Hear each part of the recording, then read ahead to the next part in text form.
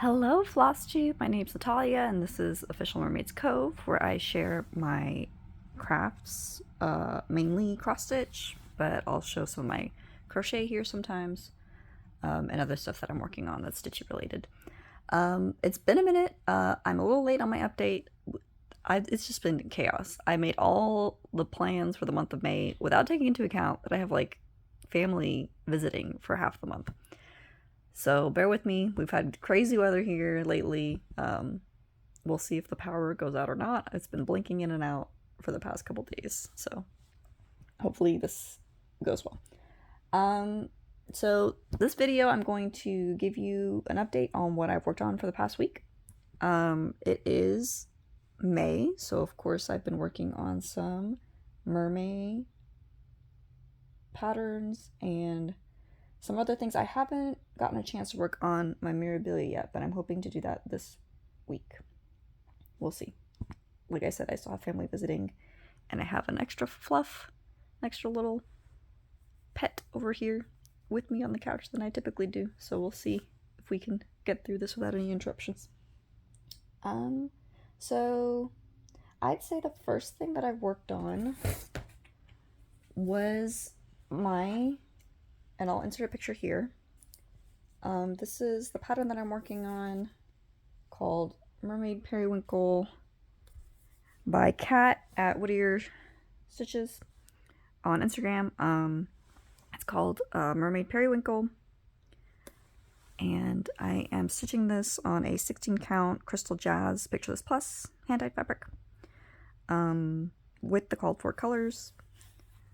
This is where I've gotten to. I was working on some of this, I guess it's seaweed, and I was filling in the leaves and stitching my way up. This was the middle, so I worked my way down until I found the bottom, and then I've been working my way back up again. This is actually the first part of the mermaid appearing here, so I got excited to get to that part. I wanted to get at least 1,000 stitches in for this month, and I've done that. So I'll probably be putting this away to work on either some of my other mermaids or focusing on my Mirabilia, because I do want to finish my Nightingale this month, by the end of the month. But yeah, I'm enjoying stitching on it. This is opalescent fabric, so it's looking really nice and sparkly. And I really do like the experience of stitching on Pictureless Plus fabric. I haven't bought a lot of it. A lot of this fabric that I've gotten from Pictureless Plus has been thrifted, but all the fabric that I've stitched on I've really enjoyed working with. And I think so far I've only stitched on their opalescent fabrics. I do have a couple fabrics that aren't opalescent from them, so we'll see if I find a project for them. But I would imagine, you know, it would be a similar pleasant experience. So that's my first whip. The next one I have to show you, I'll also insert a picture for. I have this as a PDF chart, so I don't have a printed copy to show you. And let me pop this off. This is my Autumn Lane Stitchery design. This is the Beauty and the Beast. I'm stitching this on an 18 count Ada that my sister dyed for me. I'm stitching at 2/1. This mermaid that I just showed, the Mermaid Perrywinkle, I'm stitching that 2/1 as well. And this is where I'm at. I think I have the goal of finishing out the mermaid's tail, which I've done. I've been stitching extra on this. I didn't plan on doing that, but this is one of the easier things to take with me to work. I was taking the next one I was about to show, but because I have a really big Q-stop, it doesn't make it as easy to take to and from work, so I've actually been using this as my work project. So after I got done the tail, I've been doing extra stitching to like connect to the dragon's tail. So I finished the tail of the mermaid and the fins over here, and then I've been working on the dragon's fin here, and then it'll curl around back to where I can work on the top. There's also some bubbles down here that I'll stitch up, and then there's some spacing on the tail here that you'll see. That's where I'm going to put some beads in. So I'm excited. This is the first one of their like regular designs that isn't a Dark Queen that has beads, so I'll be interested in how that looks up. I'll have to see. I stitched it on a smaller fabric than I was initially planning on stitching it, so I probably have some beads. I have a ton of pearl beads because of course I'm planning on stitching a lot of mermaids, so I'm sure I have something in my stash that'll fit just fine without being too crowded. But yep, I'm excited to be working on this. I think it's, since I'm doing extra, I had a goal of just doing 1,500 stitches. I've already passed that. I think I've already gotten 2,000 stitches in. So it's already at like 47% complete. So I might get to 50%. Because, you know, it's mermaid, so of course I gotta stitch more mermaids. And this one's like, I've already seen so much progress on it, so. And I'm excited because when I finish this one, I'm going to go ahead and buy the other. I have two. I can either buy the, I think it's their Hawaiian mermaid pattern, or they also have a Siren of the Deep pattern. And I think I have fabric for both, but I have to double check. I know for sure I have a fabric somewhere that I had paired for Siren of the Deep, but I have to check about the Hawaiian mermaid. I mean, you've seen the fabric videos that I've been posting. I've posted a lot of shorts, like actually separating the counts of the fabric that I showed in my longer form video that goes through all the different color ranges and like the sizes of fabrics. So that'll actually be a helpful tool for me to use to match up with patterns in the future. But yeah, so that's where I'm at with this one. I've been really enjoying working her up. I really love how it's working up on this fabric. I'm really excited because like up here there's a lot more color play happening. So when I get like her head's supposed to be here and you know the dragon's head's here, so hopefully I'll keep a lot of that in the background that won't get stitched over. And even here, like the dragon's body is going to be stitched right here, so like some of these colors are still going to be visible, and you can see here this coloring is still here. So it gives it a nice like, it almost seems like there's like magic happening under the water, right? I like it. I'm really happy. So I'm excited about that one. I guess I can go ahead and show. Maybe I can insert a picture. I've been using, so me and my husband made the decision to buy new pillows recently. And, you know, some of the fancier pillows, they come in like these cases instead of just being wrapped in plastic. And so I didn't want to get rid of it. And it's actually been really helpful to like keep all of my bigger Q-snaps together because it's big enough to fit them without me worrying about like the pups getting to them or, you know, accidentally getting access to the threads or the needles, you know, not hurting, you know, keeping it pet safe. And it also has a clear front so I can still see what all's in there. So it's been really helpful. So I'll probably take a picture of that and pop that in so you can see what I'm talking about. And since I'm playing around with shorts, maybe I can take a shorts video about it. So this is the other thing that I've been working on. I kind of backed away from working on it, maybe because I'm so excited about all the mermaids everybody else is stitching on, but I just feel the urge to stitch more on my mermaids. But I really do want to work more on this because I want to get all the frames done because there's supposed to be a pattern release. I think the last Monday of this month. So I definitely want to get more work done on it, but I have been getting some more frames in. And I cannot, I'm just not over how beautiful this fabric is. It's so pretty. So this is the Ever After Sal being put on by Forbidden Fiber Co. If you signed up for the kit, which is what I did, this is the type of fabric colorway you would get. This fabric is a 32 count Belfast linen, and I'm stitching it 2/2 with the hand-dyed threads by Forbidden Fiber Co. that they also included as part of the kit. I really like these purples. It's not as variegated, so you can actually, I've been trying to stitch it, you know, one stitch at a time to get the max of the variegation, but there's actually, some of the threads are more variegated than others, so I might try to just, I don't know, we'll see how it goes. I might still stick to the one stitch at a time, and then if, that uses up more thread. But I had already decided that if I end up using all the thread for this project, I mean, that's why I bought it, right? But she does give you the DMC conversion, so if I do run out, I'm probably just going to pull the DMC from my stash. Because I'm not sure what the future pattern releases are, but I'm using up a lot of this purple to stitch all these frames up. And there's another secondary border that's going to be put in that's gold. I don't really have like a picture to show you, but you'll be able to see the frames when it's done because it's like a mystery release. So, but yes, that's the Ever After Sal by Forbidden Fiber Co. I found it! Yay for me figuring out the pause button on my camera. Okay, so this is the other thing that I've been working on. Show it to you like this. This is a Gecko Rouge kit. It's called Dracarys, based off of artwork by Dailen Ogden. They have really beautiful artwork, and they have several other kits with Gecko Rouge, including one that's based off Howl's Moving Castle, the Studio Ghibli film. So if you're interested in that, I think it's still being sold. I know there are a bunch of designers and like companies have like been doing a turnover for the artists that they have, but this, I believe this kit is still available and still being sold on the Rouge site. So I'm stitching this on 28 count gridded even weave. This is where I'm at. I'm not going to take it out of the Q-snap. This is my biggest whip that I've ever worked on, and I don't want to have to wrangle it back in. But we're currently here, down here where I stopped. The background color here is like halfway. This line right here, I think it's like halfway down the pattern. I really like the Art Nouveau style to it. I'm stitching this 2/1 tent. This is, yeah, I already said it's 28 gridded even weave, right? I still have the thread attached. Last month I worked on finishing up this background color around Daenerys, and this month I'm working on, I only have a goal of 3,000 stitches, so that's like maybe 1% of the pattern, but I was just going to try to get some more work to bring down this arch behind her, this circle of flame motifs, start filling it in, and then once I finish doing that, I'll probably try to fill in part of the dragon here, and then work some on the circle around Daenerys, and then work on her and bring it down.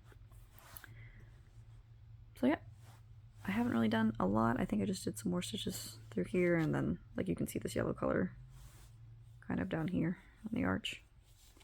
I've maybe gotten like 300 stitches in, 10 stitches in. I put it away because it's a bigger piece and there's a lot of colors and don't want the pups getting access to it, but I think if I pull out a color at a time, it'll be more manageable to work with, and I don't have to worry about them getting into something they shouldn't. So that's everything that I worked on for this week. I do want to maybe wrap up my monthly goal for the Dracarys piece before I move on to working on my Mirabilia. In case you haven't seen this, I'll pop in a picture. I'm working on Mirabilia's Nightingale. This is stitched on a 28, 29.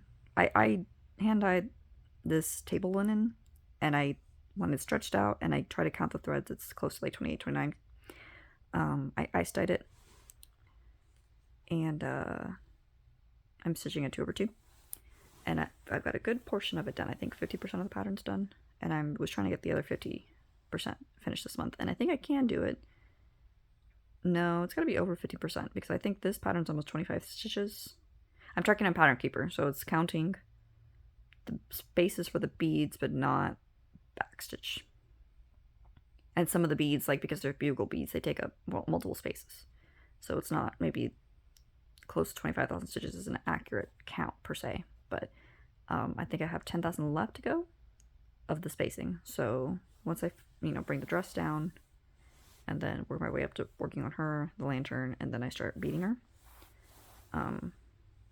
she'll be finished. So, but I'm looking forward to going back to working on this. I had started using the water lily it's called for. I believe it's colorway ink.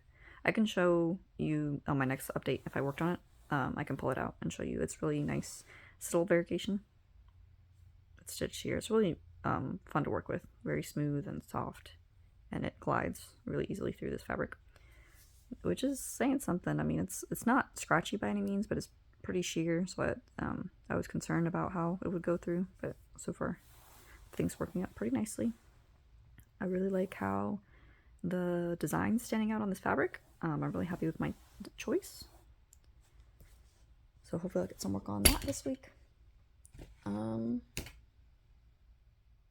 That's it. I'm probably still going to be taking... We'll see. I guess I could just put the... Maybe that's what I'll do. I'll probably switch the Q-snap for my Ever After Sal so that I can more easily take it to work and work on it, because I really do need to get some of the more of the frames done before I put that away to work on the Mirabilia. or not put it away. I guess I'll be taking it to work, but instead of continuing to work on my autumn lane as much as I'm enjoying working on it, as much as it's getting close to a finish, I do want to prioritize the things that I have deadlines for. So that's it for what I actually worked on. Some shout outs. I wanted to shout out, I don't think I've shouted out since I started my channel yet, but Stole Cone Coffee Crafts, that's a Flosstube channel. They haven't posted a video recently, but her channel was the one that kind of gave me the go ahead to do it in this format, because I wanted to do Flosstube and share my stitching, but I wasn't sure that I wanted to be on camera. And this is the format that she films her videos in most of the time, is this. And I like it because it gets me... I feel more comfortable doing it this way, and also it allows me to focus on the stitching, which is what I want to share with you, right? So I want to shout them out, and I'll put all these in the description if you want to search for them. The other person, I was watching, I guess YouTube recommended them to me, the Ginger Cat Stitcher. They had a really interesting video. I think it's one of their... I didn't check to see if it was their most recent video, but if you look, it'll definitely be highlighted on their channel. She did a video where you can make like this portfolio to put your threads in, on like how the hand-dyed threads come, not in bobbins, but like in the tags, I guess would be floss tags. Yeah. And that's how I like to store my tags, or my floss, is on floss tags or like in floss cards instead of having them bobbinated. So I thought that was really interesting, and I think it would really work for some of my smaller projects. So that's another crafty idea for me to try to work on when I can go to oh my goodness, I'm gonna have to pause the video again because I actually have haul to show you. I totally forgot about that. Okay. So mid-thought, I just thought about how, I could go to that thrifty, crafty place that I found, the crafty thrift store that opened up close to me, and source some of the things for that. And I remember that I did go by that store with my husband the other day, and I found some awesome stuff. So, excuse the crinkling. So I don't think I've mentioned it on here before, but I was a band kid growing up. I did marching band for like all of middle school, all of high school, and all 4 years of college. So over 10 years. So I found these ink circle patterns there for just 25 cents. It's First Base. And Here Comes Trouble. I think those are so cute. And they're like small patterns, so it would be a nice change from all the bigger products I seem to be working on here lately. And they only have... So First Base only has like 4 colors, and same with Here Comes Trouble. And I might see if I make one of those like a metallic.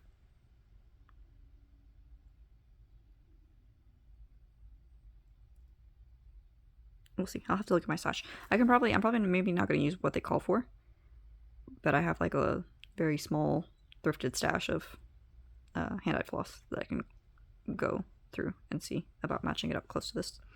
But yeah, I was really excited to get those. And then the other chart that I found was this one. I don't know who donated this, but they had put it out on the shop floor for $1. And it's in...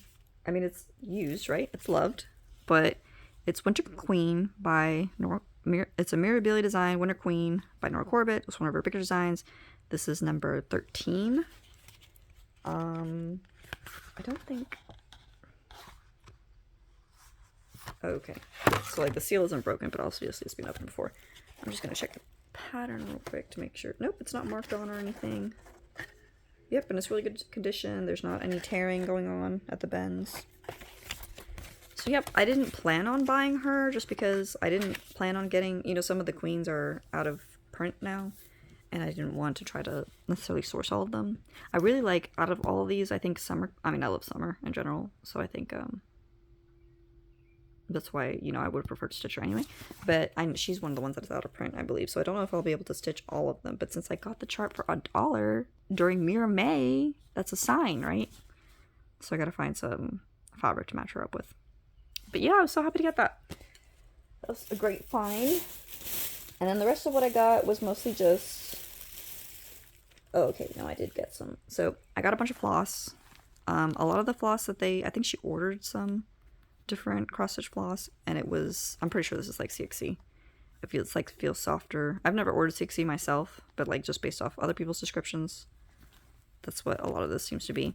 Some of these were random colors. Some of them I know, like, right, 337s. One is called for in a lot of patterns. I know some of my patterns have been asking for like some of the lighter shades of like 3866, 3865, things like that.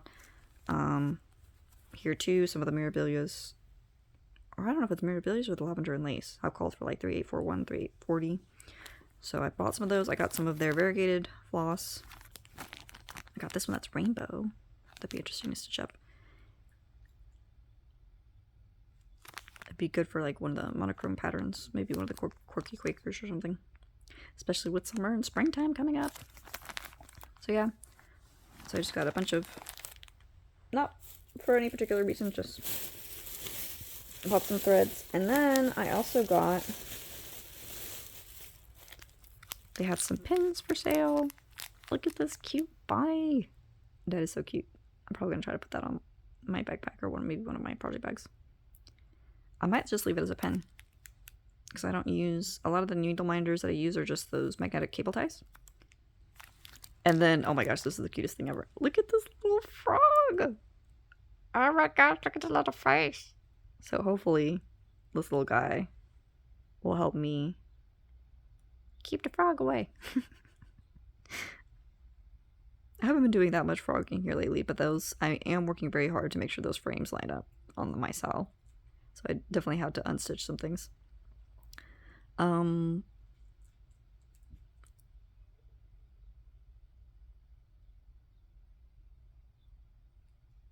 Is it the 301 stitcher?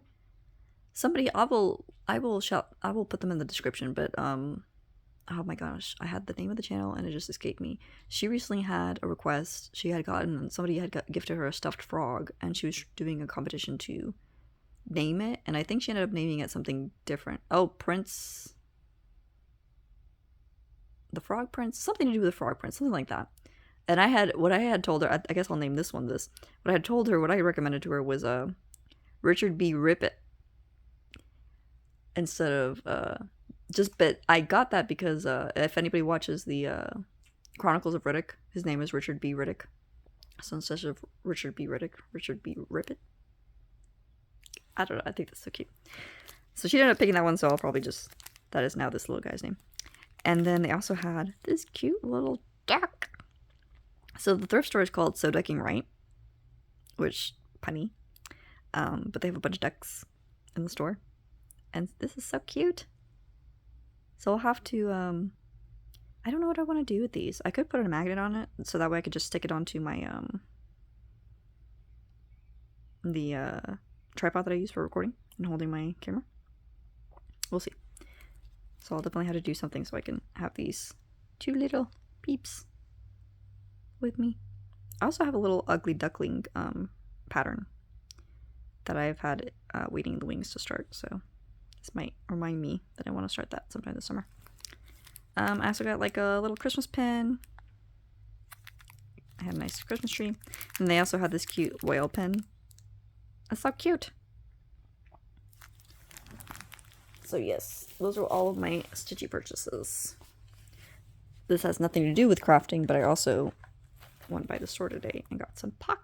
It's my favorite. I know they have a lot of different flavors, but I'm partial to just regular old chocolate.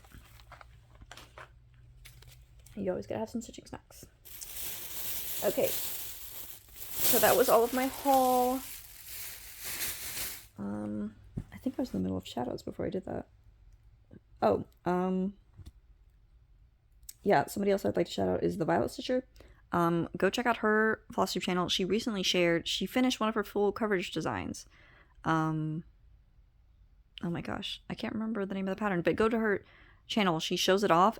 Looks gorgeous. There's so many different dragons in it, and there's so much details to it. And I know she she spent a lot of time trying to finish it up. And I was just like, kept watching her videos just to see like how close she was getting, and she has finally finished it. It looks amazing. I can't wait to see how she fully finishes it. So go check her out. And I guess that's it. Plans are, oh, well, since I have family in town, my sister's here, and since she is my fabric dyeing buddy, I asked her if she wanted to dye some fabric. So if all goes well, we might take a day out to do that here lately, and I can share the results on my next update. So that'll be fun. But yeah, that's it. If you've stuck around to the end, I'm going to announce the winner of my giveaway that I announced in my monthly update for April. The winner of the giveaway, and I'll put their picture, their comment here, is Lisa Hurst 4208. That is what YouTube lets me see as your username. She commented, "Greetings from North Florida. My favorite mermaid design is Mirabilia waiting for ships.